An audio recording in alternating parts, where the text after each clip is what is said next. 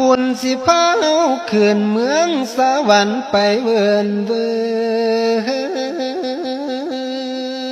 น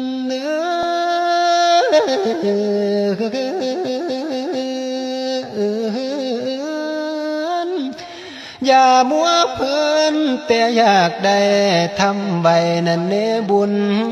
ขันแม่นตกนรกบุญสิอยู่เขานี่ขันแม่นตกกะเวจีบุญสิพายเฮามุมบุญสิโจมเมาขึ้นเมืองสวรรค์ไปสันสีสู่สุขาวดีมีแต่ของทิพย์ดวนเป็นมวลเขาว่าเครื่องกินรักษาศีลกินทานให้เสื้อความพุทโธเจ้าหอมเพิ่นว่าบัวว่าหอกเป็นเงาคือแหวนสีปองให้เฮาได้ท่อง